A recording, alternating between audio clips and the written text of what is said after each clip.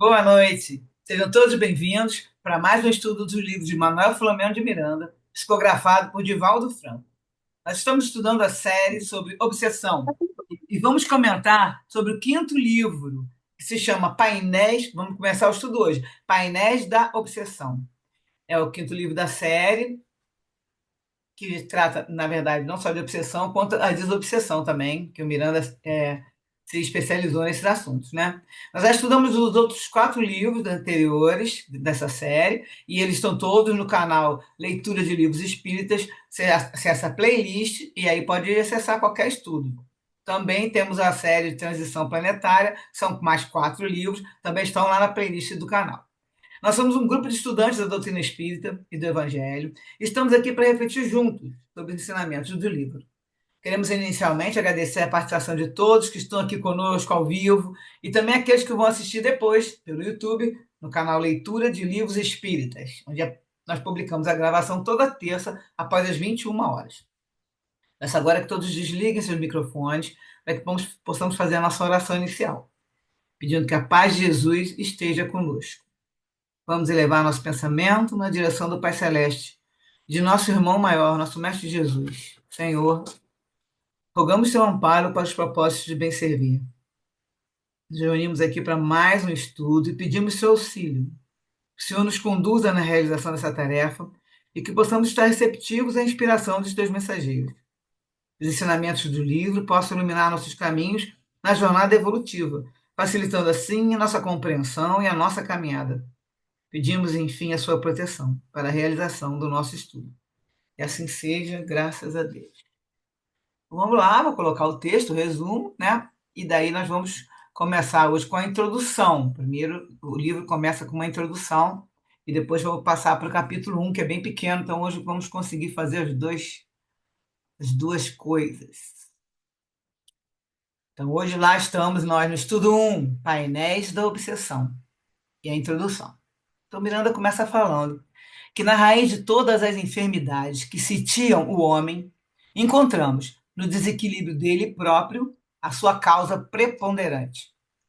Sendo o espírito o modelador dos equipamentos de que se utilizará na reencarnação, desdobra as células da vesícula seminal sobre as matrizes vibratórias do perispírito, dando surgimento a todos os elementos constitutivos das organizações física e psíquica. São bilhões de seres microscópicos. Então, na verdade, esse livro é de 83. A informação depois da ciência veio nos mostrar que nós temos trilhões de células, né? Que esses seres microscópicos que o Miranda está falando são as células. Então, são trilhões de seres microscópicos individualizados, trabalhando sob o comando da mente. A mente que está no espírito, como a gente sempre gosta de reforçar aqui, né? E o cérebro fica no corpo físico e a mente trabalhando no espírito. No comando sob o comando da mente, que retrata as aquisições anteriores na condição de conquistas ou dívidas que cumpre aprimorar, seria as conquistas, ou corrigir as suas dívidas. Cada um desses seres, dessas células, que se ajustam perfeitamente aos acessórios vibratórios da alma, emite e capta irradiações específicas, em forma de oscilações eletromagnéticas, que compõem o quadro da individualidade humana. Então, para entender um pouquinho melhor, vamos lá no livro Evolução em Dois Mundos, de André Luiz, com os médiuns Valdo Vieira e Chico Xavier. Esse livro é de 59. E na primeira parte, no capítulo 5 sobre células e corpo espiritual, o André Luiz vai explicar que, com o transcurso da eternidade, surpreendemos as células como princípios inteligentes de feição rudimentar. Esses princípios inteligentes encontram-se a serviço do princípio inteligente em estágio mais nobre, nos animais superiores e nas criaturas humanas, em modulações vibratórias diversas, conforme a situação da inteligência que as senhoria. Então, o Miranda está querendo falar nesse assunto. O que significa isso? Que a gente escuta é que cada célula é como se fosse na formação de um espírito. Nós somos aqui como um ser humano, com trilhões de células, que estaríamos tendo que comanda, como se fosse governador de todos esses espíritos que estão se formando, em princípio inteligente, em nós. Cada célula vai se transformar como se fosse essa energia, né, que vai se transformar, e aí somos repletos de princípios inteligentes. Tá? É isso que o Miranda estava se referindo quando ele comenta aqui que esses seres, né, emitem, cada célula emite e capta radiações específicas. Tá? E a gente sabe que são ondas eletromagnéticas e vão compor o quadro da individualidade humana. Continuando com o Miranda fala, em razão da conduta mental, as células são estimuladas ou bombardeadas pelos fluxos dos interesses que lhe apraz, promovendo a saúde ou dando gênese aos desequilíbrios que decorrem da inarmonia. Quando essas unidades, em estado de mitose celular, né, degeneram, oferecendo campo às bactérias patológicas. A mitose é um processo de divisão celular que é uma célula mãe se divide e gera duas células filho idênticas. Então seria assim, cada célula que vai se dividindo, elas podem, aí no caso ali, essas são estimuladas, no caso, quando a pessoa está bem, né, se sentindo, estando numa energia boa, ou elas estão bombardeadas, dependendo do fluxo de interesse, como ele fala aqui, né? Promove a saúde ou a causa desequilíbrio. Essas bactérias, que no caso vão atacar essas células desequilibradas, se instalam vencendo os fatores imunológicos, desativados ou enfraquecidos pelas ondas contínuas de quê? De mau humor, pessimismo, revolta, ódio, ciúme, sensualidade e viciações de qualquer natureza, que se transformam em poderosos agentes da perturbação e do sofrimento. No caso dos fenômenos das anomalias congênitas, especialmente as de má formação, então congênita ela é aquela má formação, mas também não é só relativo a ser hereditário, ela também forma ao longo da gestação. Então, seria, ele queria falar aqui no caso, que eu escutei, né, no estudo, que seriam em relação às de má formação, porque ele vai continuar dizendo que nós encontramos o espírito infrator encarcerado na organização, que desrespeitou impunemente quando a colocou a serviço da irresponsabilidade ou da alucinação, uma outra existência, lógico, agora recuperando de imediato os delitos perpetrados, mesmo que em curto prazo expiatório. Então, ele agora é um espírito encarcerado porque ele foi infrator na outra existência. Desrespeitou, às vezes, ao corpo, às vezes a outra pessoa. A gente sabe que isso varia demais, várias causas, mas sempre tem uma causa que se não foi nossa no momento de agora, foi de uma vida anterior, uma existência anterior. Né? Problemas de graves mutilações e deficiências, enfermidades irreversíveis surgem como efeitos da culpa, guardada no campo da consciência, em forma de arrependimentos tardios pelas ações nefastas antes praticadas. Então, também a mutilação, a deficiência, essas que são que a gente sabe que a pessoa já vem com deformidade. Nesse capítulo das culpas, origina-se o fator causal para a injunção obsessiva. Porque tendo a culpa, você já tem ali uma abertura, né? A gente já comentou isso nos outros livros, mas vamos ter que sempre falar um pouquinho, só para relembrar que vai ser o fator, vai ser a causa para a obsessão se instalar, porque você já tem um desequilíbrio aí, psicológico, vamos dizer. Daí porque só existem obsidiados porque há dívidas a resgatar. A obsessão resulta de um consórcio por afinidade de ambos os parceiros. O reflexo de uma ação gera outro reflexo equivalente. Toda vez que uma atitude agride, recebe uma resposta de violência. Tanto quanto se o endividado se apresenta forrado de sadias intenções para o ressarcimento do débito, encontra benevolência e compreensão para recuperar-se. A culpa, consciente ou inconscientemente instalada no domicílio mental, emite ondas que sintonizam com inteligências doentias, habilitando-se a intercâmbios mórbidos. No caso específico das obsessões entre encarnados e desencarnados, esses últimos, identificando a irradiação enfermiça do devedor, iniciam um cerco ao adversário pretérito através de imagens, mediante as quais fazem-se notados, não necessitando de palavras para serem percebidos, insinuando-se com insistência até estabelecerem o intercâmbio e passam a comandar. De início, é uma vaga ideia que surge, depois que se repete com insistência até esculpir no devedor, não, no receptor, até esculpir no receptor o clichê perturbante que dá início ao desajuste grave. O de receptor seria o obsidiado, né? Em razão disso, não existe obsessão apenas causada por um dos litigantes, se não houver sintonia perfeita do outro. A gente sabe que é um plug que liga a tomada, né, com aqueles plugs em macho e fêmea, é uma ligação ali de sintonias. Quanto maior for a permanência do intercâmbio com o hospedeiro domiciliado no corpo, mais profunda se tornará a indução obsessiva, levando à alucinação total. Aí nessa fase, em que a vítima, e aí está sublinhado, porque né, não existe vítima, na verdade, tem a ligação de infrações antigas, né? A vítima se rende às ideias infelizes que recebe e que se originam os simultâneos desequilíbrios orgânicos e psíquicos de variada classificação. A mente, viciada e aturdida pelas ondas perturbadoras que capta do obsessor, perde o controle harmônico, automático sobre as células, facultando que as bactérias patológicas proliferem, dominadoras.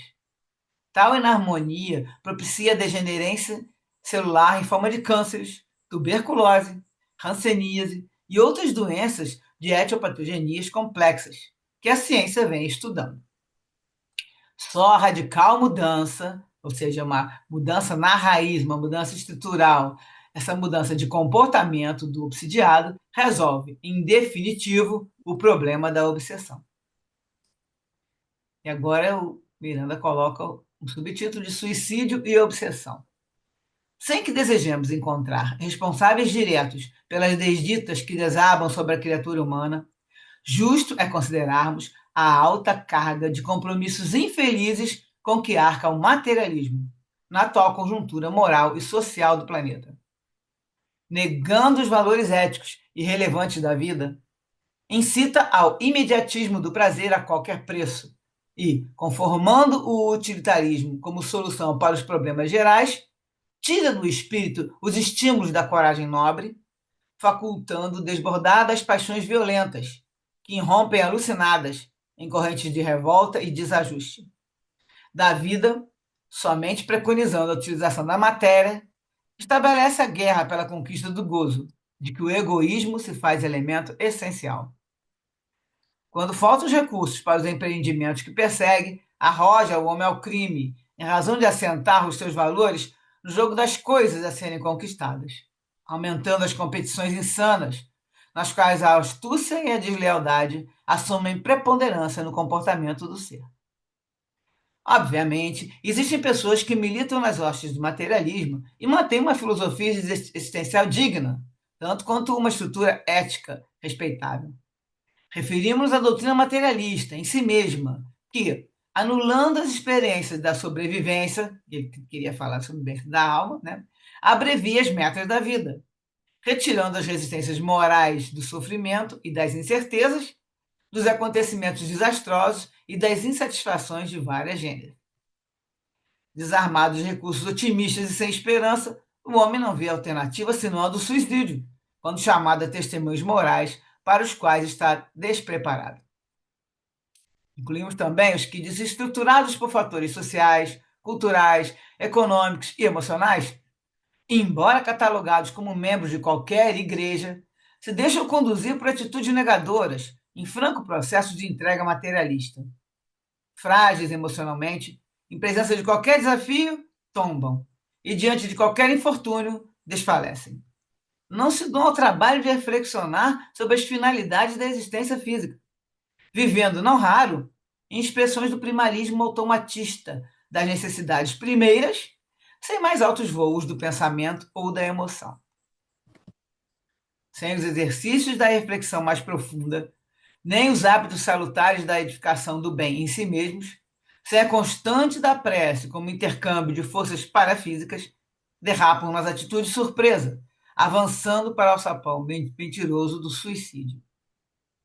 E o fazem de um salto, quando excitados, ou em profunda depressão, ou conseguem alcançá-lo mediante o roteiro da alienação em quadros neuróticos, psicóticos, esquizofrênicos.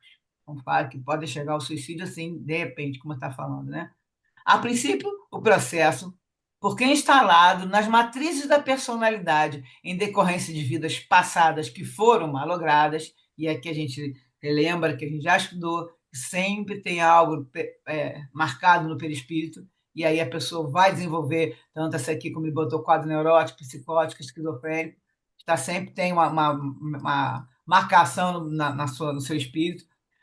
Então, o processo, inicialmente, porque está instalado ali, ele apresenta predisposições que se concretizam em patologias dominadoras, abrindo brechas para invasões psíquicas obsidentes, que se vulgarizam e alastram, dando lugar a uma sociedade ansiosa, angustiada, assinalada por distonias graves. Essa sociedade, ele está falando aqui em 1983, imagina isso agora, 40 anos depois, né? Mais de 40 anos depois, como é que a situação ficou mais ainda ansiosa e angustiada. Não desconsiderando os fenômenos de compulsão suicida, de psicoses profundas que afetam a estrutura da personalidade, fervem os intercursos obsessivos em verdadeiras epidemias que agora alastram a alarmante. Então já alastraram mais ainda depois de 40 anos. A princípio, manifestam-se como uma ideia que se insinua, posteriormente, fazem-se fixação do pensamento infeliz, que se adentra, dominando os painéis da mente e comandando o comportamento, surgindo em configuração de ser o autocídio a mais correta solução ante os problemas e desafios.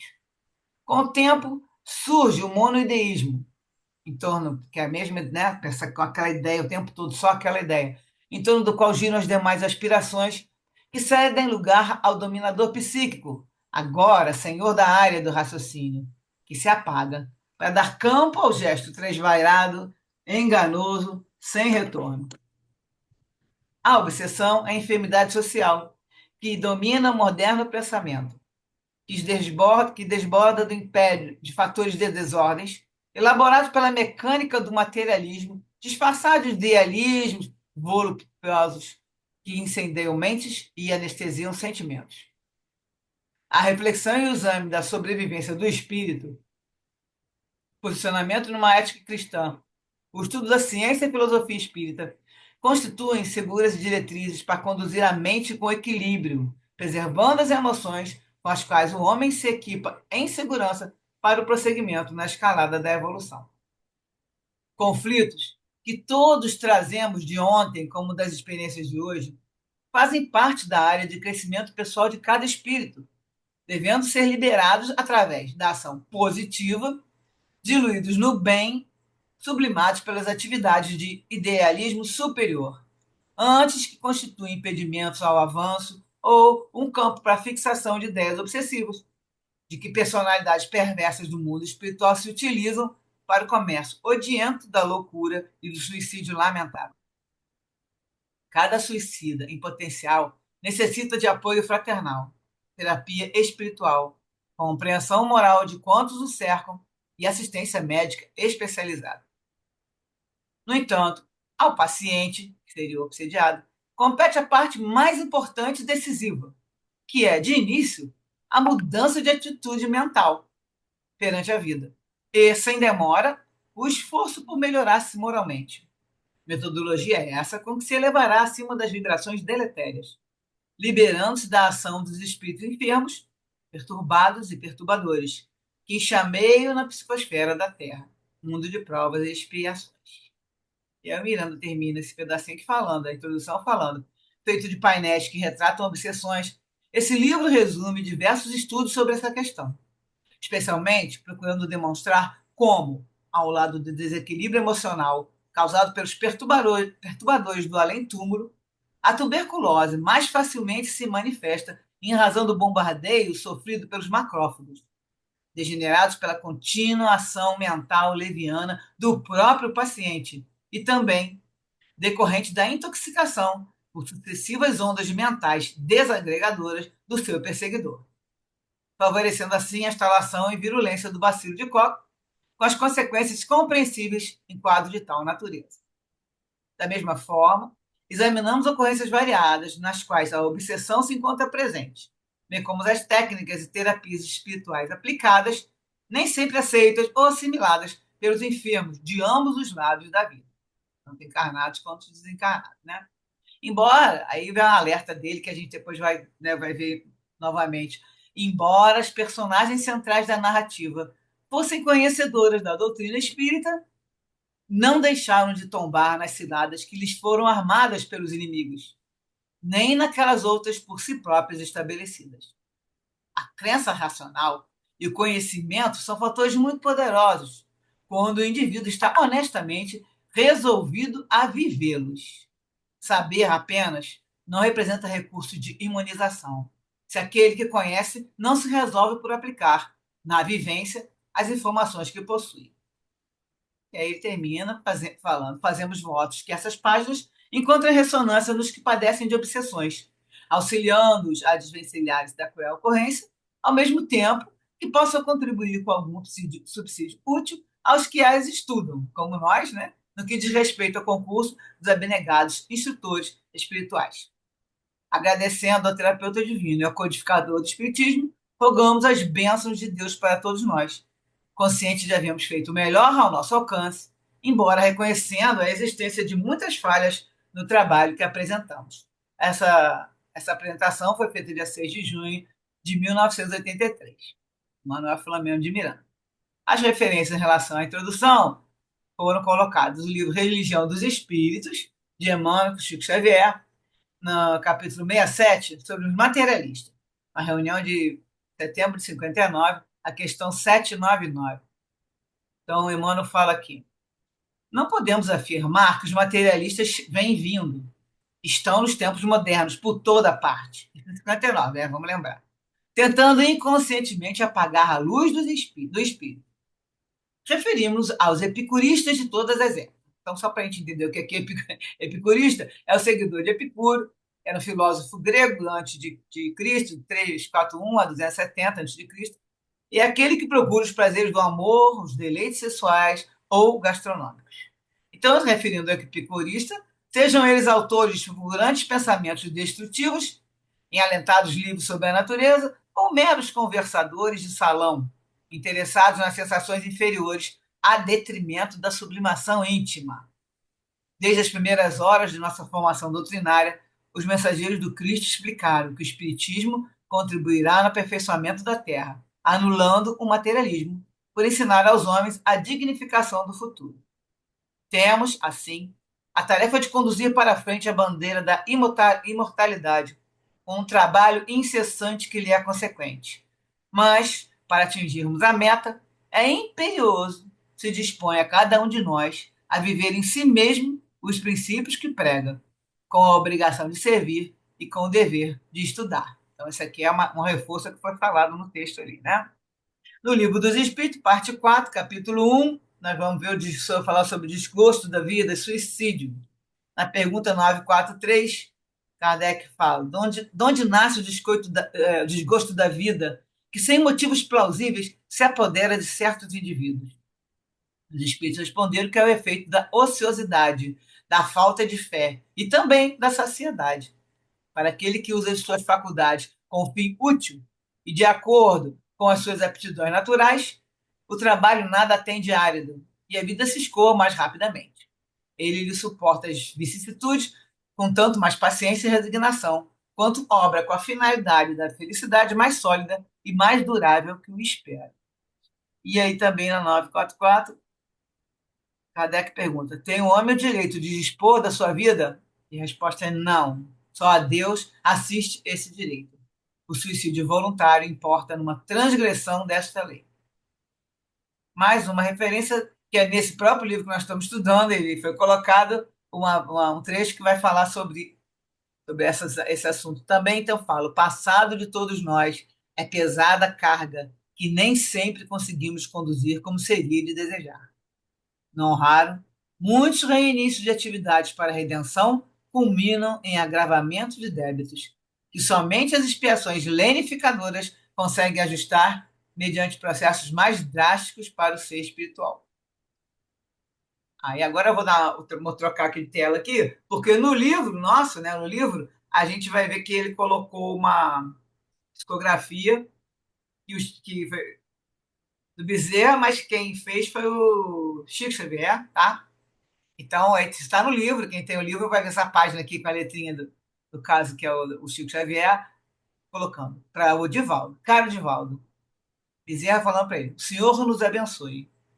Os painéis da obsessão, pintados artisticamente por nosso estimado amigo Manuel Filomeno de Miranda, assemelham-se às chapas radiográficas, revelando largos traços da doença espiritual de todos os séculos, a obsessão, enfermidade quase sempre oculta nos escaninhos do ser.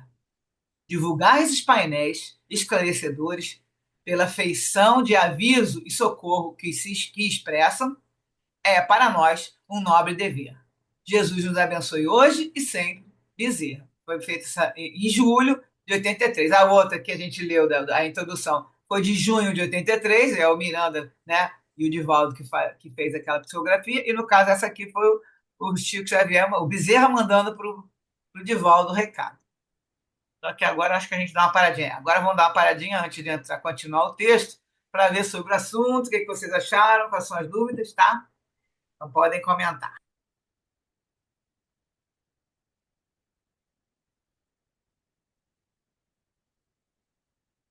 Isso, achei interessante a parte do texto, né, que fala da formação fetal, que já ali, né, o espírito pode ir desenvolvendo os conflitos, né, já no perispírito mesmo, né, que eu achava que era a partir da vida, né, acho que na fase embrionária eu não tinha, conhecimento sobre isso, né.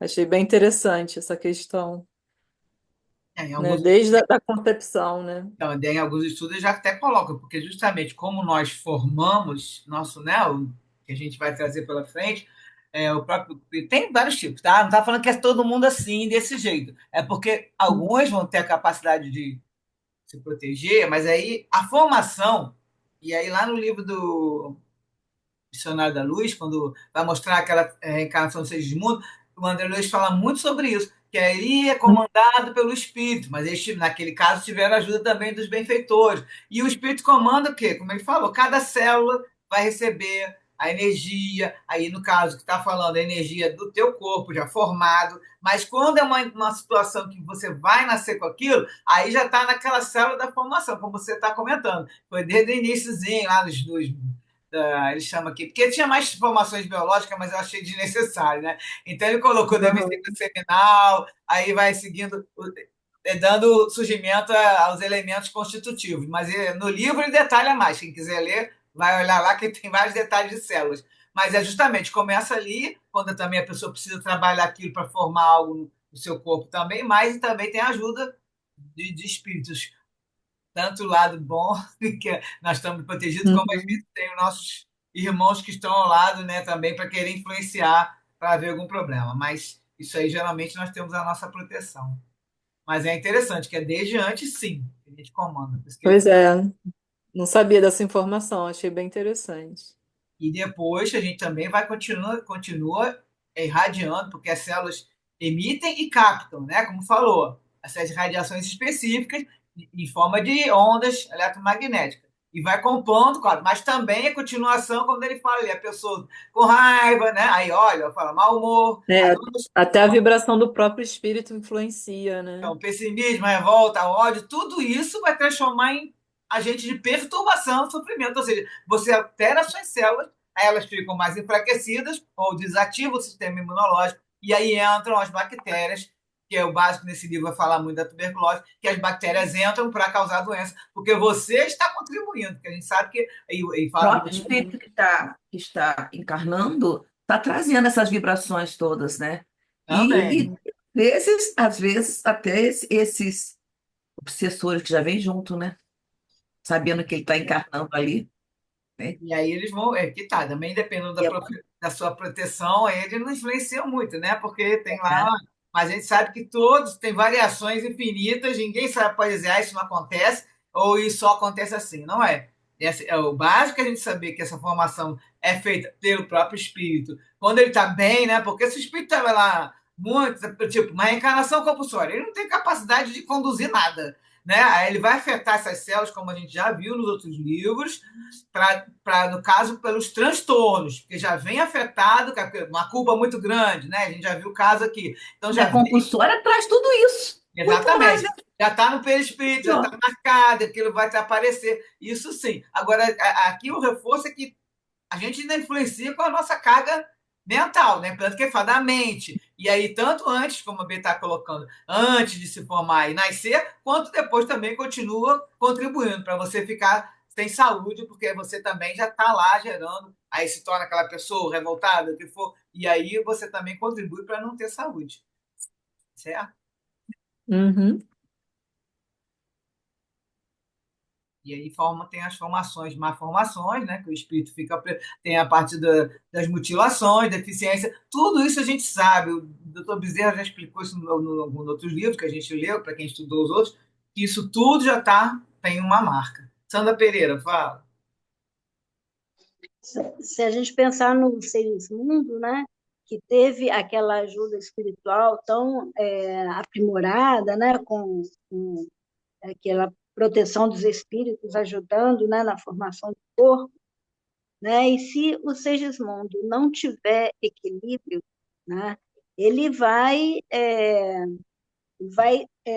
desenvolver coisas que ele não precisaria desenvolver naquela atual encarnação, mas pelo desequilíbrio ele vai desenvolver, e aí que vem essas doenças a mais, que a gente chama pelo pensamento, pela maneira de sentir, pela maneira de reagir, né? E que não estavam, de repente, naquela, assim, no estudo para aquela encarnação. Né? Então, nesse sentido, a gente pode pensar nessa proteção. Nós, né, certamente, né, nós somos muito comprometidos, mas se a gente conseguir ter um procedimento mais calmo, com mais esperança, com mais fé, né? Se a gente tiver equilíbrio, a gente vai só desenvolver as dificuldades que a gente precisa nessa encarnação. Agora, se a gente se permitir, né,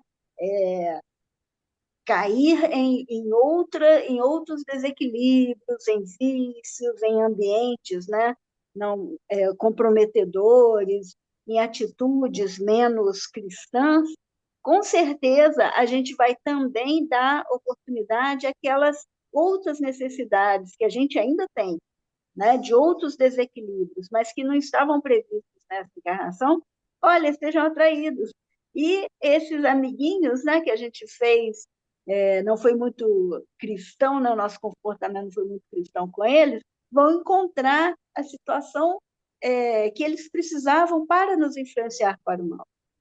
Então, é essa, né, a grande ferramenta que o Espiritismo nos traz, né? Esse conhecimento da gente que a gente tem, né? Que se a gente proceder, né, da maneira que se espera, de uma maneira cristã, de uma maneira moralizada, a gente vai só ter as dificuldades necessárias a essa encarnação, né? E quando estivermos mais fortalecidos, a gente pode enfrentar outros desafios. Não precisa chamar tudo para essa, né? Então, é isso, a questão né, das neuroses, das psicoses, das esquizofrenias, que são escalonamentos, né, de dificuldades de processamento do pensamento, da emoção, que né, a gente pode vir com uma característica, mas, né, por todas essas condições, a gente chegar a níveis mais patológicos, a níveis mais comprometidos, né, de atuar e de perceber e de estar nesse mundo. Então, são né, ferramentas que o Espiritismo nos traz que a gente precisa usar. Né? E na dificuldade, né, da utilização dessas ferramentas, que a gente procure ajuda, porque o que não falta, né, em todas as casas, né, somos de casas diferentes, mas nas nossas casas a gente vai encontrar aqueles que vão poder nos ouvir e indicar caminhos para a gente quando a gente estiver necessitado disso.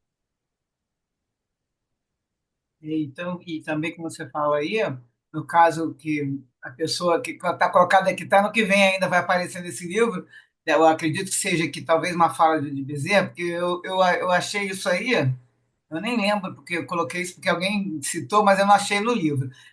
Aí o que, que ele fala? Que muitos reinícios de atividades para redenção, não raro, muitos reinícios culminam em agravamento de débitos. Exatamente o que você falou. A pessoa vem, mas ela agravou o débito no sentido de quê? Dela mesmo. A gente lembra daquele caso da menina da culpa, que eu já troquei, não sei quantos, qual foi o caso, mas eu me lembro que o problema dela era a culpa e ela piorava a situação cada vez mais nisso no subconsciente, inconscientemente, por causa da culpa, que era muito grande, e aí piorava a situação dela. Então, quanto mais ela ficava daquele jeito, mais a obsessão se amarrava, e ela não estava contribuindo para que ela mesma saísse daquele estado para conseguir o auxílio lá pelos passos, por todo o tratamento que ela estava tendo. Então, assim, esse foi um caso que ficou marcado. E aqui no caso de agora, é a situação de que ele está iniciando só colocando sobre a doutrina, né? Colocando a situação da gente agravar um problema de saúde por entender que muitos problemas já estão com a gente, né? Daquela reparação. E desde que vem formando, desde que forma o caso vai formando o embrião e tudo.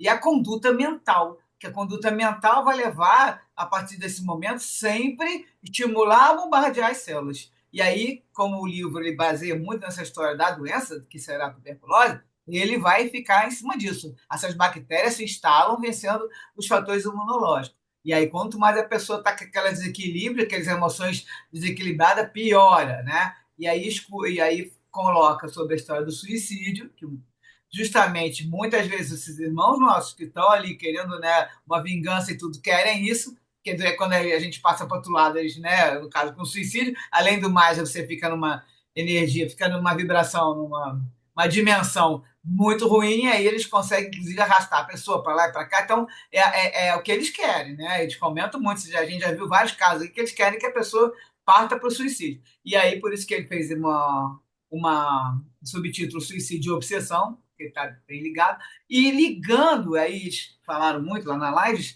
que, da história com o materialismo, que o materialismo, ele coloca que na atual conjuntura moral social do planeta, há 40 anos atrás, ele não, de lá para cá, não aconteceu nenhuma melhora, né? A gente sabe de casos isolados, mas quanto mais ficou de divulgado, né? As paixões, eu tenho que aproveitar a vida, né? Deixar a vida me levar, e aí a vida é curta, e começa com esse discurso de cada vez mais é esse utilitarismo, como ele colocou aqui, a pessoa é imediatismo, e aí os jovens cada vez mais se ligam quanto mais isso também é uma das.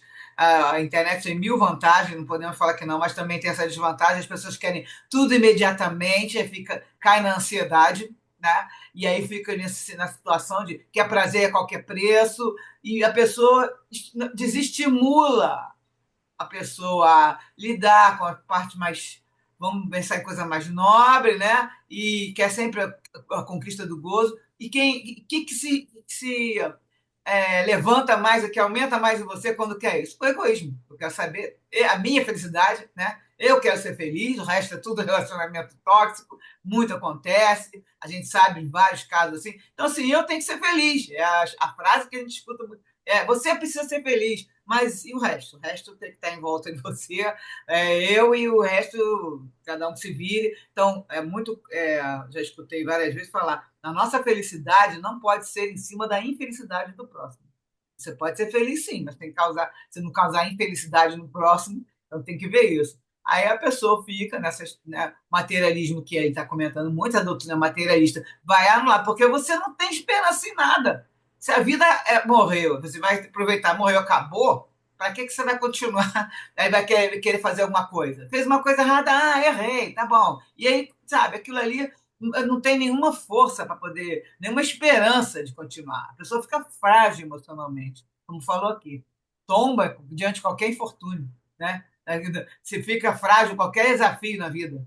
Não pensa nas finalidades, né, como é que, da existência da vida. Então, não tem reflexão profunda, não cria o hábito de fazer o bem ao próximo, nem para si mesmo, né? E também não tem o hábito da prece, porque o hábito da prece ele é muito importante, a gente já sabe disso, isso já vai abrir nossos canais para que a gente possa fazer a conexão, né?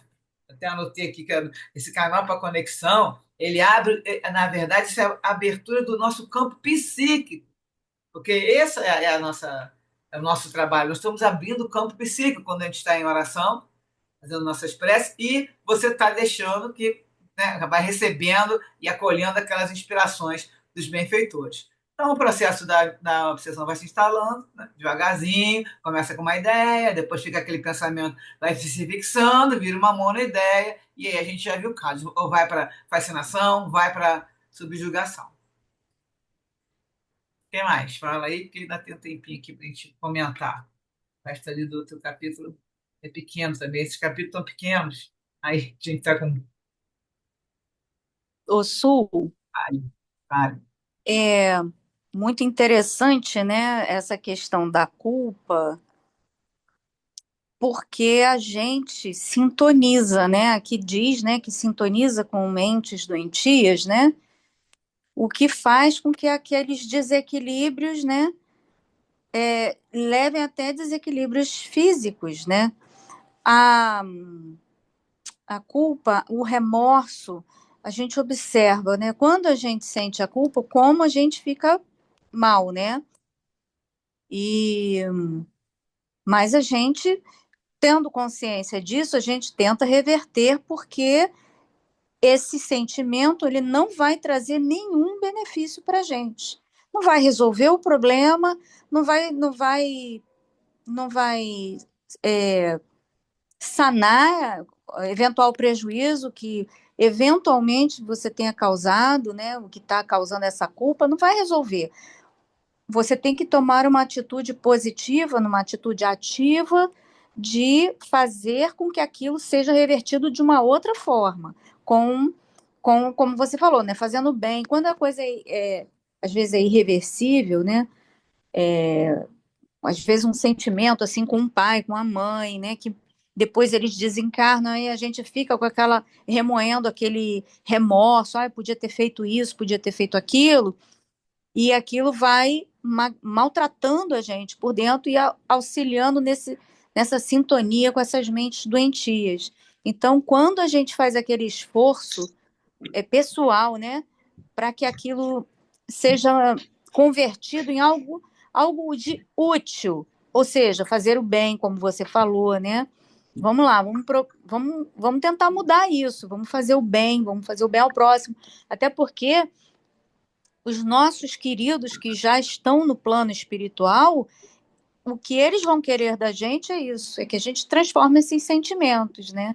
Então, eu não sou, não entendo muito dessa área psicológica, mas eu entendo muito das experiências. A gente vive essas experiências e o espiritismo nos auxilia nesse sentido, né? Da gente se desenvolver, da gente melhorar nesse sentido, não sintonizando, não mantendo esses sentimentos, não alimentando esses sentimentos.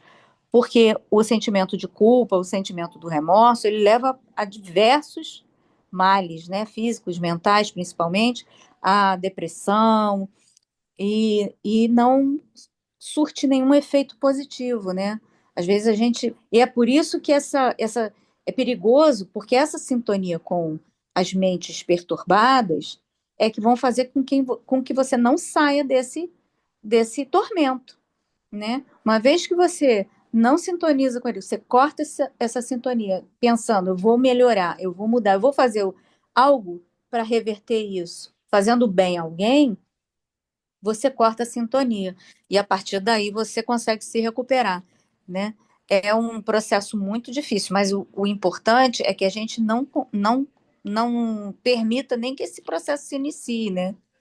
Então, achei interessante porque realmente é uma situação muito complicada. Você no processo de culpa, você no processo do remorso, porque você desencadeia uma série de prejuízos, não só para você, né, mas para quem está à sua volta, né, também. Aqueles que convivem com você, porque você vai deixando evoluir, vai ficar terrível, né, para a gente. Então, eu achei muito legal, eu acho que a gente precisa focar, né, nessa questão de não sentir culpa, por mais que você ache que algo que você falou, algo que você fez em algum momento, por alguma situação, até profissional, sentimental, mesmo que você tenha essa certeza, essa convicção, você agir com o sentimento proativo, né, de melhorar, de sair desse ciclo, para que aquilo, pelo menos dentro de você, porque a gente não vai transformar nada, né? A gente não vai estalar o dedo e modificar toda aquela situação, ou voltar no tempo e não fazer. Já está feito, então daqui para frente nós temos que ter um outro movimento, né? Então, você falou essa história da culpa com a sintonia. O que acontece? A gente sempre fala, né? Que no texto está a culpa, consciente ou inconscientemente instalada na mente, emite ondas. Ai, filho, como eu tô passando mal. Deixa eu tirar aqui, tem alguém no. A culpa ela vai emitir ondas que sintonizam com inteligências doentias. Então, nós já falamos aqui nos outros estudos que, mesmo sendo inconsciente, então, aí a primeira coisa que a pessoa precisa fazer, ela precisa identificar. De cara, trocar a palavra culpa por responsabilidade. Porque a gente sabe que não é culpa. Culpa vai te colocar numa situação que, agora já fiz. É uma responsabilidade. Se você for responsável por ter feito uma coisa que agora você vai, de algum modo, né, identificando, você vai arrumar um meio de consertar, reparar, e aí vai depender de como você mesmo comentou, uma pessoa que já faleceu, aí você vai fazer de outras maneiras, mas digamos que são coisas que estejam ao nosso alcance.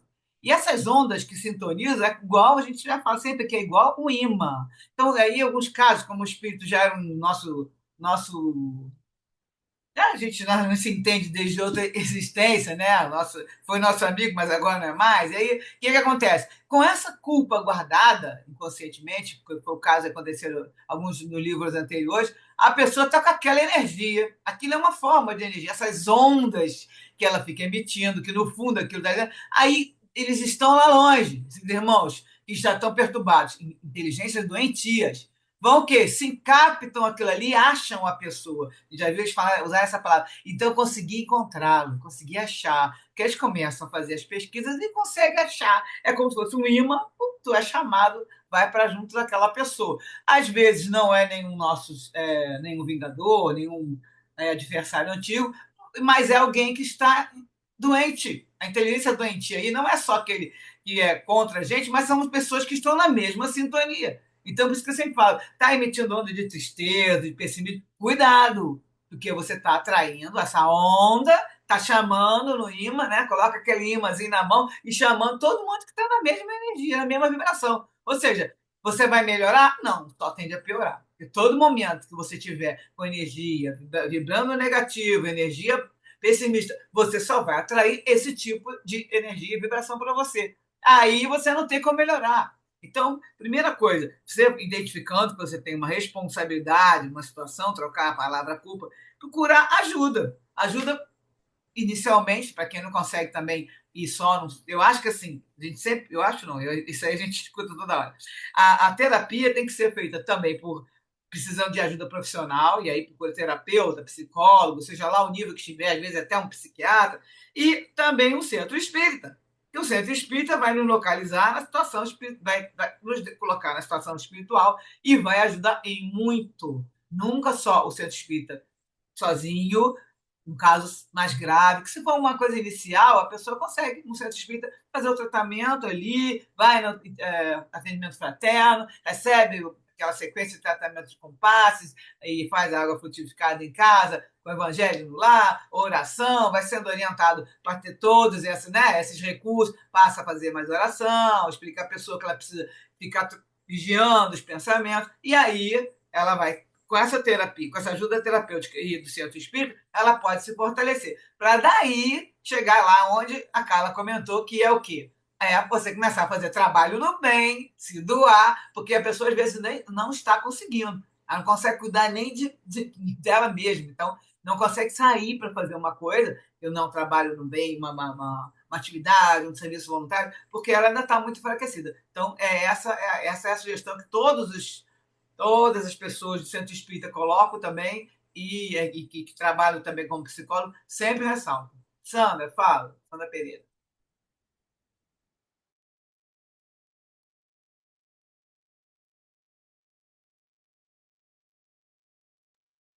Sandra Pereira sumiu. Você quer falar, Sandra? Desculpa, já estava falando e não tinha Aí, ativado ainda vai lá. o microfone, desculpa. Só queria oferecer um exemplo, né, de uma situação de culpa e de produção, né, só para a gente ter uma ideia de timing. A gente reconhecer que a gente errou, né, que a gente, que a gente teve, né, um comportamento equivocado, esse ponto é o ponto da transformação. Agora, esse ponto não pode durar 10 anos, 20 anos, 30 anos, né? Então, assim, ficar nesse processo tanto tempo, a gente só vai realmente permitir essas influências. Vamos lembrar, né, de Saulo se tornando Paulo, né? Quando ele viu Jesus, ele entendeu, né, a, a, as, todos os equívocos que ele tinha feito até aquele momento e, né, se prostrou ali e transformou aquela culpa numa disposição de mudança. Durou isso o quê? 10 minutos? 20 minutos? Então, assim, não é 10 anos, 20 anos que a gente tem que ficar nesse processo de reconhecimento. É o tempo apenas de entender, olha, eu fiz besteira, eu preciso mudar. Para onde que eu vou? Né? Então, a gente tem que manter na nossa ideia assim, que não é jogar a culpa para escanteio, é viver a culpa, reconhecer os nossos equívocos, mas seguir adiante. Qual é o próximo passo? O que eu vou fazer? Se eu não posso reverter, no caso, né, que a gente tenha, como foi citado, né, questões com pessoas que já não estão mais encarnadas ao nosso lado, nossa, a gente tem um monte de coisas para fazer por pessoas que estão ao nosso lado, sim. Então, vamos mudar a nossa maneira de ser, né, de se comportar e seguir adiante. Realmente, a gente não vai desfazer, não, o que a gente fez de errado. Mas a gente vai, né, nessa mudança, né, e nessa atitude de não fazer mais aquele tipo de coisa, a gente vai processando isso. E foi exatamente o que aconteceu com Saulo. Ele não se tornaria Paulo sem esse processo de reconhecimento de que ele estava equivocado. Né? Então, esse momento é importante, mas ele tem que durar um momento, ele não tem que durar anos, séculos. Né? Acho que isso é importante.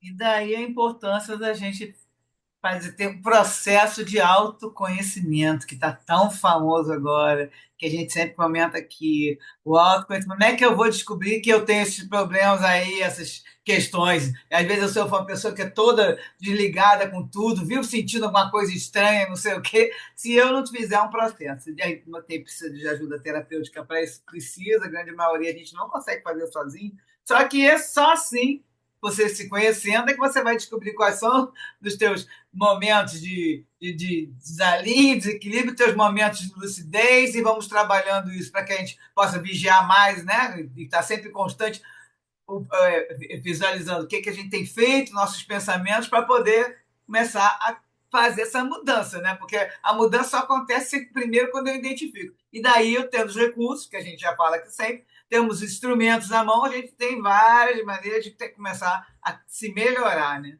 Vou continuar com o texto, porque né, tem um texto empolgadinho para a gente, depois a gente comenta novamente. Agora vamos entrar no capítulo 1, porque é muito pequenininho, por isso que eu fiz isso, eu sabia, hoje agora ia acabar já o nosso estudo às 8h30, nós vamos para o capítulo 1 agora, que se chama Provação Necessária.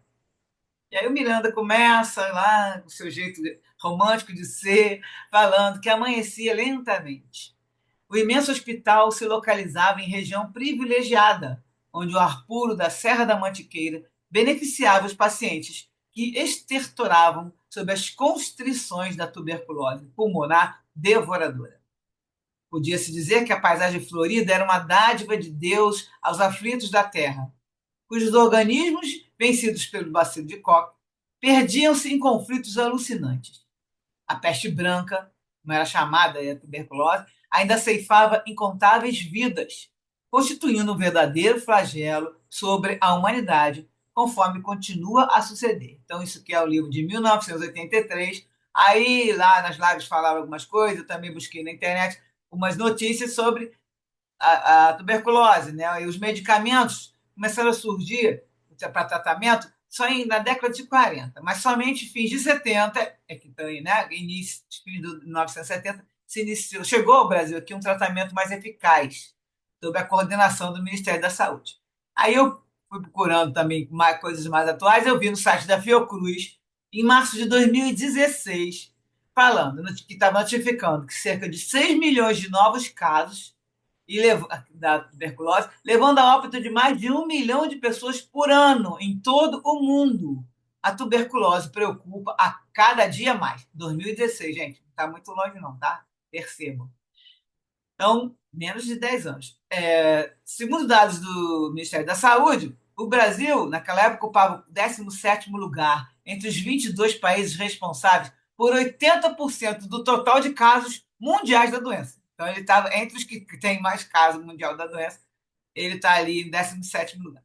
Aí tinha uma observação que a doença tem cura e seu tratamento é gratuito em toda a rede pública do Brasil. Isso é o site da Fiocruz, 2016. Aí, no site chamado Hoje em Dia, no dia 24 de março de 2023, bem recente, aí eu estava colocando, por que 24? Porque esse dia é considerado o Dia Mundial do Combate à Tuberculose.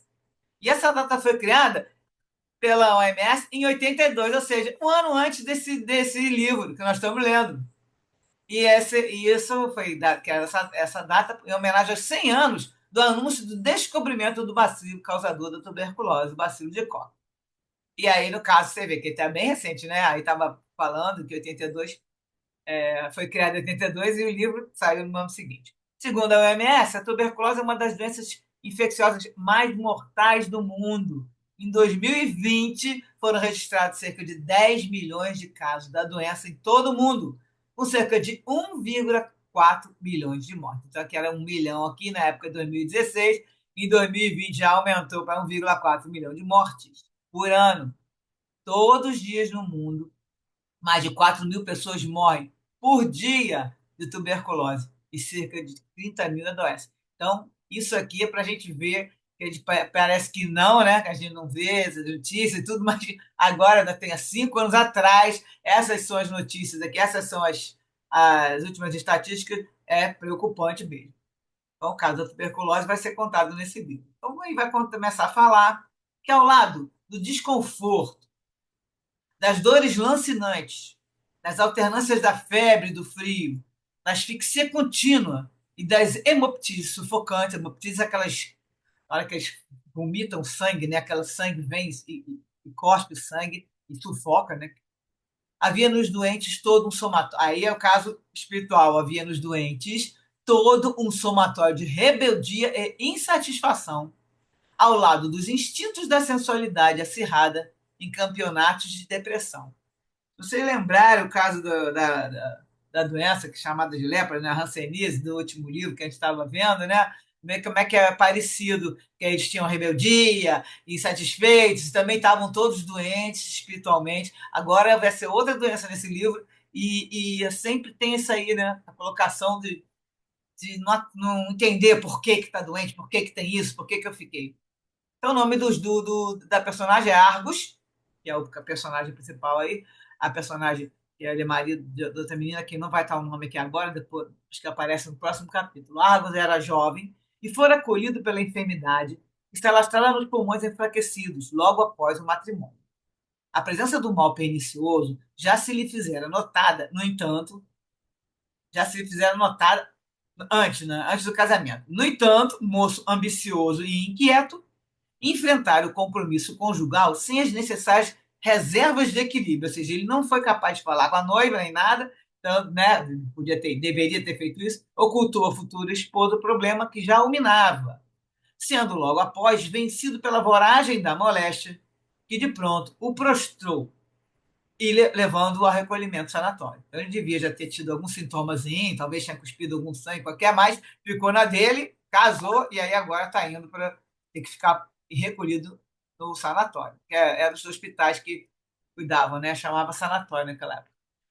Todas as providências e a terapêutica aplicada redundavam inócuos. Então, ele estava tomando aquelas terapias que já chegaram no Brasil, que estava começando a dar resultado.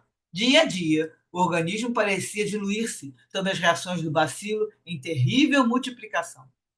Semi-morto, Argos era tomado por torrentes hemópticas, que mais o depereciam, predispondo-o a uma parada cardíaca ou a cruel asfixia irreversível. A assistência carinhosa da esposa, que auxiliava em enfermagem piedosa ao lado das religiosas e dos funcionários do sanatório, minorava-o moralmente, sem que os métodos de tratamento em voga dessem o resultado esperado. Nesse clima de aflição, o médico recomendara a cirurgia de emergência para eliminar o pulmão perdido, numa audaciosa tentativa de prolongamento da vida física. Então, um dos pulmões já estava completamente prejudicado e ter que tirar.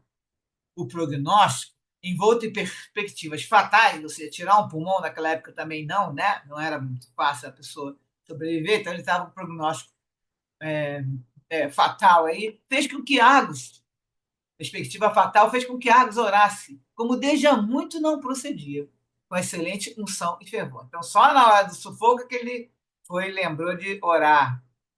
Não era um leigo em matéria religiosa. Conhecer as lições do Espiritismo num grupo juvenil na sua cidade natal. O encontro com a doutrina produzia-lhe um impacto salutar e conseguira sensibilizá-lo em profundidade.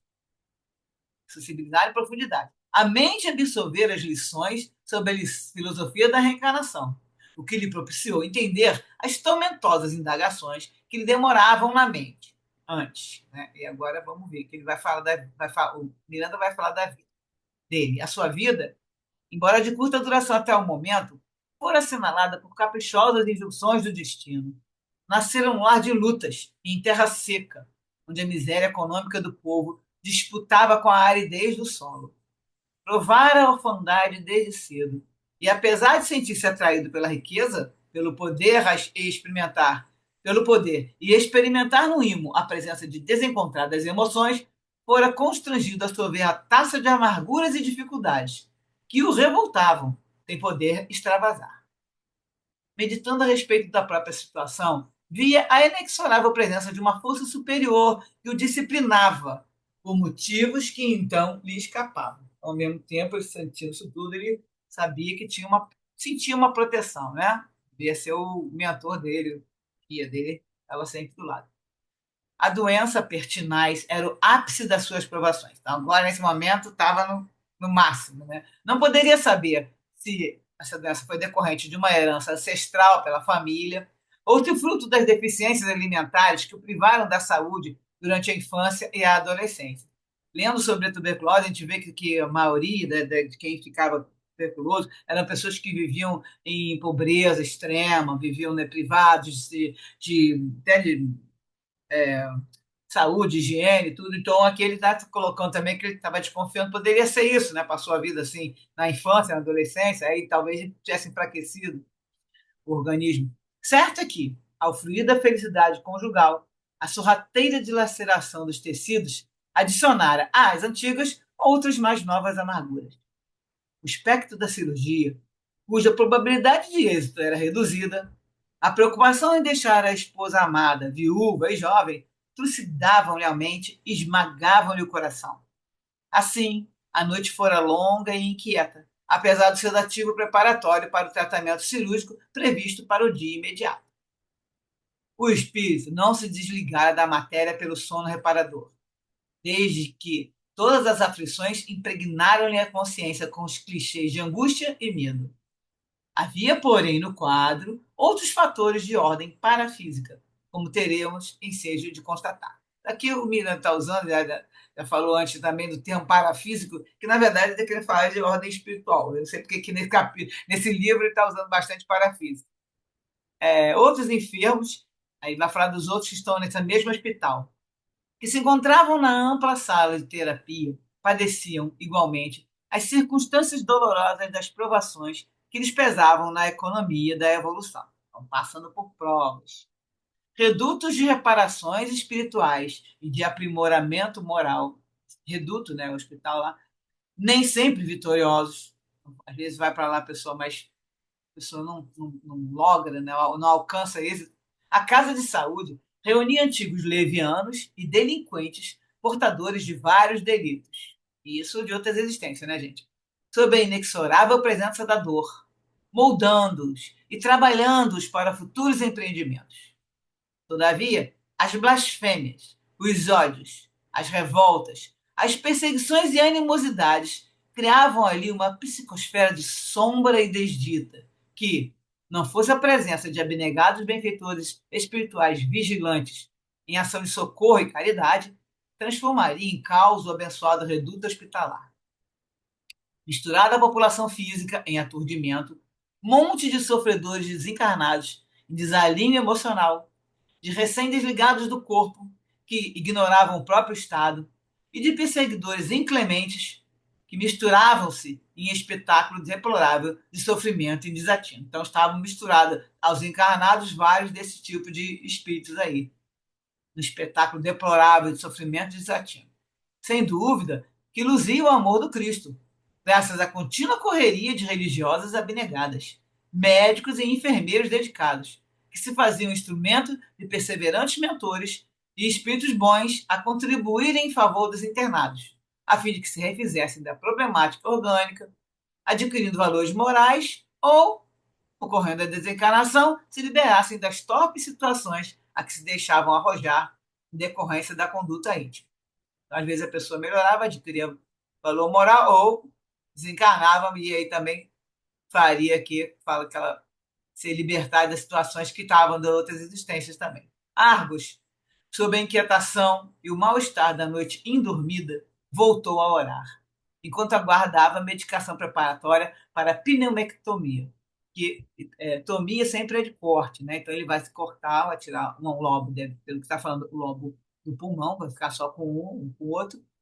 Não dá a entender que é um pulmão, né, um lado completo, mas sabemos se é ele completo ou não. Mas está colocado que ele teria que tomar medicação para depois vai para uma transferência para uma sala especializada. Esperar a hora da cirurgia, né? Pela cortina das lágrimas que lhe chegaram, sob a asfixia da respiração difícil e ao balbuciar da prece contrita, Argos se entregou-se a Deus. Então, terminou o capítulo 1, você vê como era pequenininho. Vamos para as referências. No livro Liberta-te do Mal, de Joana de Anjos com Divaldo, capítulo Amor e Vida. Aí Joana vai falar saúde e enfermidade. Além das psicogêneses kármicas, tem no amor ou na sua ausência, ou na sua alucinação em forma de ódio, fatores preponderantes que os desencadeiam.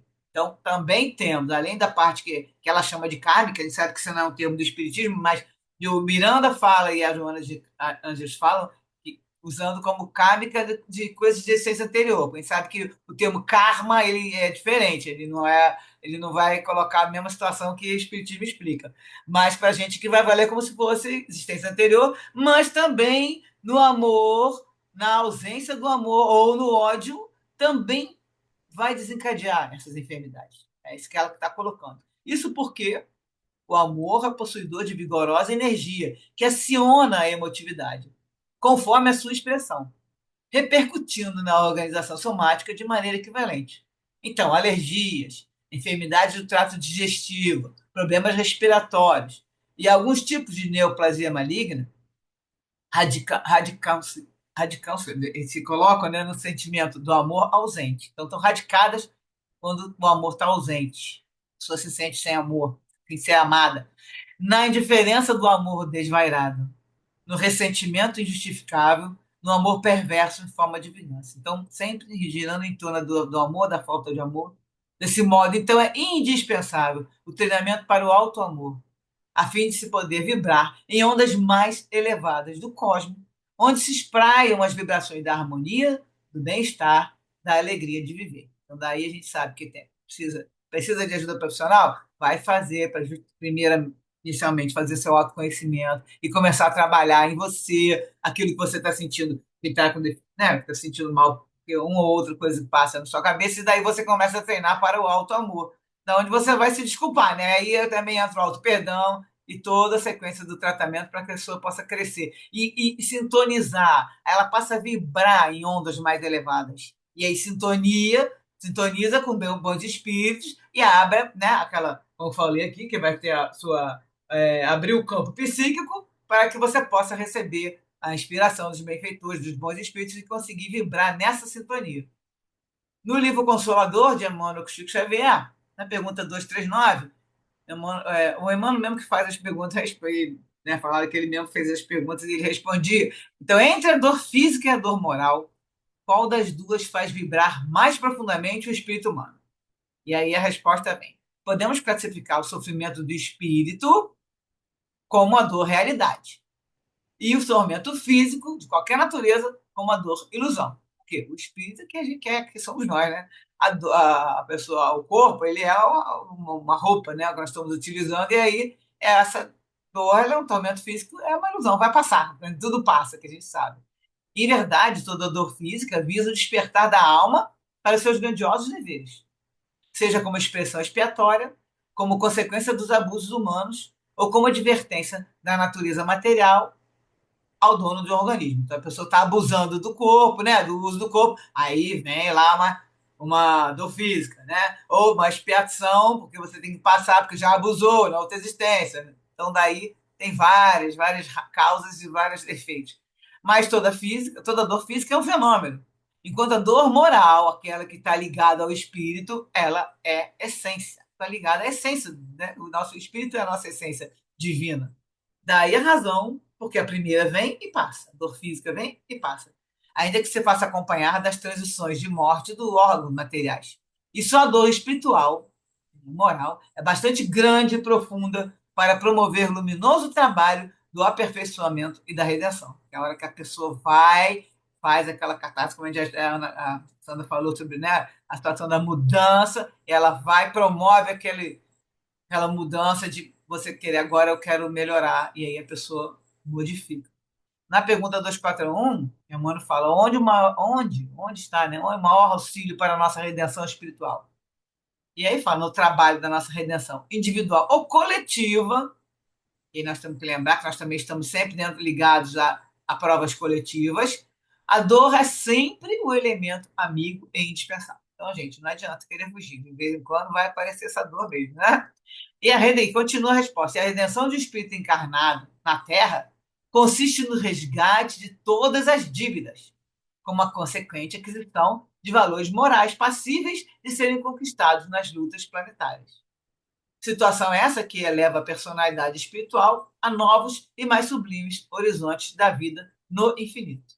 A pessoa vai, aí tem que resgatar as dívidas. Aí aquela história, eu tenho que pagar, e aí o comentário, esse aqui eu retirei do nosso último estudo, do último livro, peguei que a gente comentou isso e encaixou direitinho também. Lembrar que nós não reencarnamos para pagar débitos.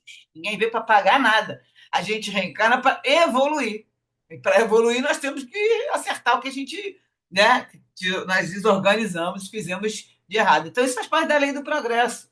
Então, nós aprendemos no Espiritismo que o mal praticado precisa ser ressarcido, não como castigo, eu vou ter que pagar como castigo, mas como aprendizado e uma correção para colaborar com a nossa evolução espiritual. Da gente passando por aquilo, a gente vai lembrar na próxima de, opa, fiz uma vez, não deu certo, eu não vou fazer de novo. Então, aqui tem um exemplo, que mesmo que o ofendido tenha perdoado a gente, né, no caso de uma situação que a gente tem agido até na outra existência, um dia o ofensor sentir a necessidade de reparar o mal. Aquilo às vezes fica guardado, como está colocando, não como culpa, a pessoa fica com aquilo ali guardado e se sentindo necessidade de quê? Aí ele fala, necessidade de reparar o mal. Como às vezes acontece isso? Alguns escolhem passar por sofrimento idêntico ao por ele praticado, para alívio da sua consciência. Então, alguns espíritos escolhem passar pela mesma coisa que causou, e aí a consciência vai e percebe também, às vezes pensa assim, bom, se eu passar por isso, igual de botar o dedo na tomada, né? Você vai lá, coloca, levou o choque, agora eu não boto mais. Então, seria também uma situação dessa da pessoa passar por aquilo, porque ela, de repente, bom, eu acho que eu vou confiar mais em mim se eu passar por aquilo e agora eu não vou repetir isso, não vou repetir essa atitude, porque eu já vi qual é a consequência. Então, antes a consequência foi causada para outra pessoa, e agora eu estou sentindo. Portanto, o sofrimento não é imposto ao espírito por castigo divino. E isso faz parte da lei de ação e reação, como você quiser chamar, causa e efeito, de plantação e colheita. Então, todas elas estão ligadas mais ou menos no mesmo sentido, a situação é a mesma. Quando a gente desequilibra, a gente tem que voltar a equilibrar, a gente desacertou, vamos ter que acertar e por aí vai. Do livro Consolador, outra pergunta, 245, meu mano fala: se é justo esperarmos, no decurso de nosso roteiro de provações na Terra, por determinadas dores, devemos sempre cultivar a prece? E aí a resposta é que a lei das provas é uma das maiores instituições universais para a distribuição dos benefícios divinos. Precisais compreender isso, aceitando todas as dores com nobreza de sentimento. Então, aceitar a dor, isso é básico para a gente. A prece não poderá afastar os dissabores e as lições proveitosas da amargura, constantes do mapa de serviços que cada espírito deve prestar na sua tarefa terrena. Mas deve ser cultivada no íntimo, como a luz que se acende para o caminho tenebroso, ou mantida no coração, como alimento indispensável que se prepara, de modo a satisfazer a necessidade própria, na jornada longa e difícil, porquanto a oração sincera estabelece a vigilância e constitui o maior fator de resistência moral no centro das provações mais escabrosas e mais rudes. E terminando aqui com o livrinho Problema do Ser, Destino da Dor, Leon Denis, que ele coloca: nas horas de sofrimento, de angústia, de acabrunhamento, concentrai-vos e, por invocação ardente, atraí a vós os seres que foram, como nós, homens, e que são agora espíritos celestes. E forças desconhecidas penetrarão em vós e ajudar-vos-ão a suportar vossos males e misérias. Sabei que, por toda parte, nosso caminho, seres invisíveis, poderosos e bons, caminham a nosso lado. Nas passagens difíceis, seus fluidos amparadores sustentam nossa marcha vacilante. Tem mais um trechinho aqui. Abri as vossas almas, ponde vossos pensamentos de acordo com os seus, e logo sentireis a alegria da sua presença. Uma atmosfera de paz e bênção envolver-vos-á. As suaves consolações e suaves consolações descerão para vós. Por último, o Evangelho segundo o Espiritismo, capítulo 27, a vossa prece deve conter o pedido das graças de que necessitais, mas de que necessitais em realidade. Inútil, portanto, pedir ao Senhor que vos abrevie as provas, que vos dê alegrias e riquezas. Rogai-lhe que vos conceda os bens mais preciosos da paciência, da resignação e da fé. Esse aí a gente retorna, a gente já falou isso algumas vezes, né? Mas sempre é bom repetir, então tá aí. Agora temos aí 8 minutinhos para comentar aí, gente. Alguma dúvida?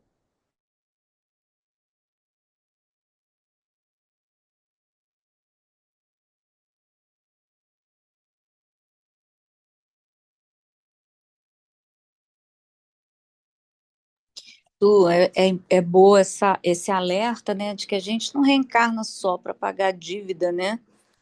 É bem legal a gente tem uma ideia meio novelesca, né?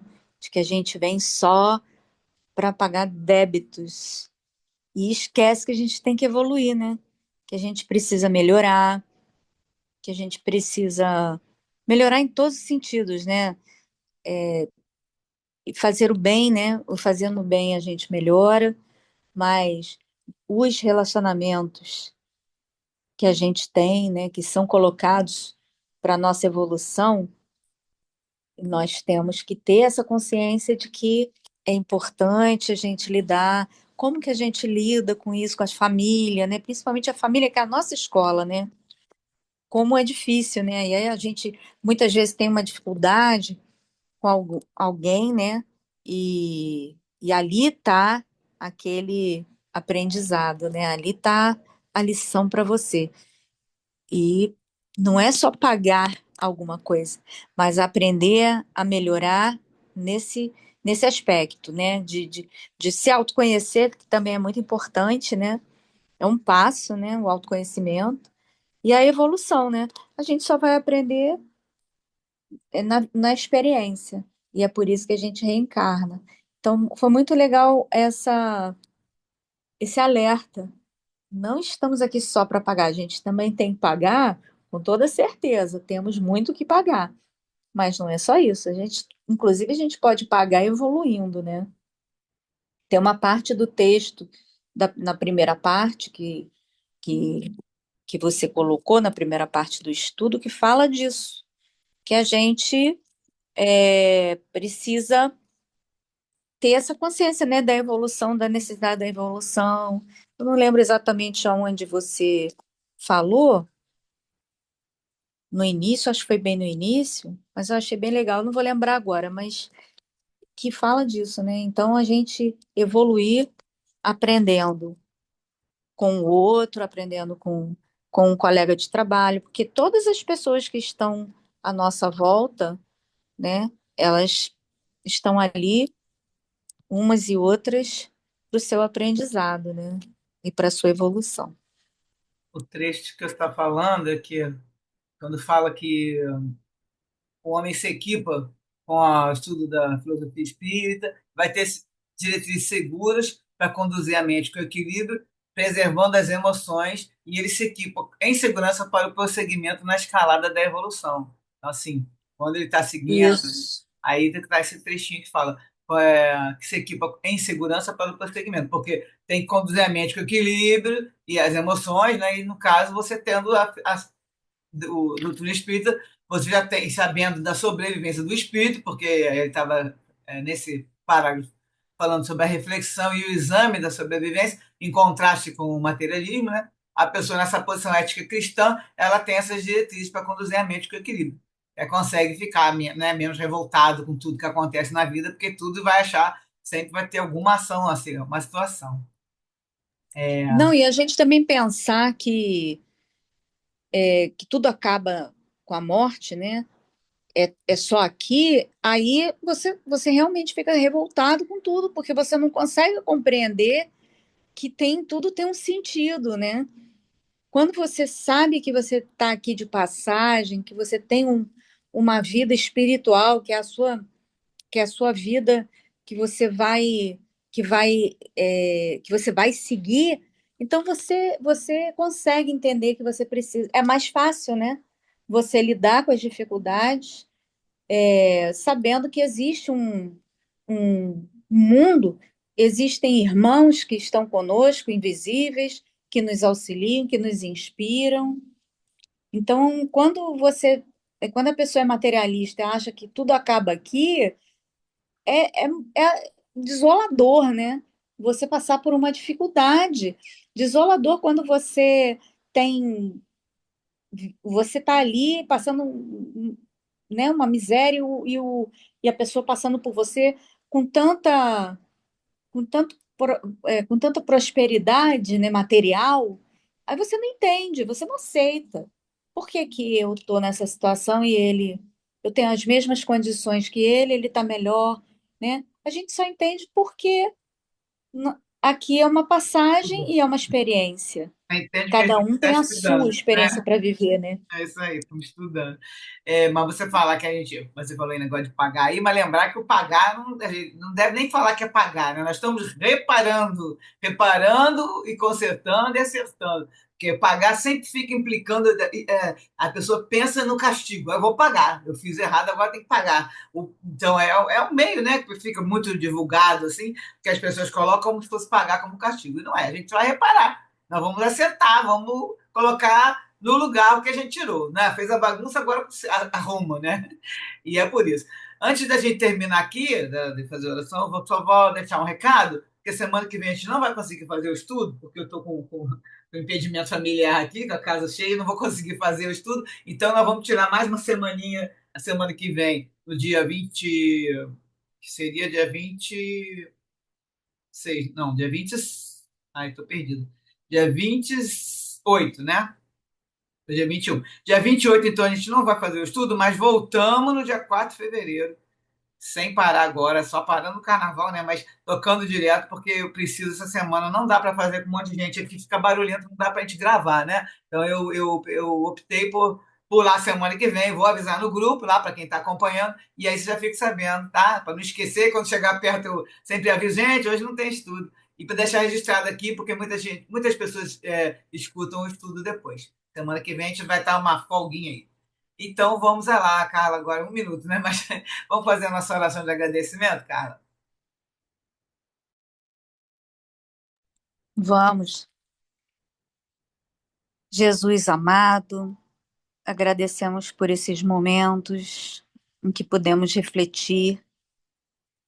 Agradecemos por essa obra que estamos começando a estudar, que ela nos traga muitos benefícios a todos nós. Abençoe a Sultane pelo seu trabalho, abençoe a todo esse grupo que está lutando diariamente nos seus estudos, para a sua evolução, e a todos que assistem nossos estudos, que possamos congregar para que esse estudo auxilie a mais pessoas, que nos auxilie para que possamos continuar insistindo em colocar em prática, apesar de todas as dificuldades que sentimos. Obrigada, Jesus, por acreditar e confiar em nós. Que assim seja. Graças a Deus. Graças a Deus. Então, até terça, que daqui a 2 semanas, no dia 4 de fevereiro, estamos de volta. Agora com o livro Painéis da Obsessão. Beijo, pessoal. Boa noite para Boa todos. noite, boa noite. Tchau, Boa boa noite. noite. Obrigada. Obrigada, Sultane. Vamos em breve. Tchau. Obrigada. Boa noite.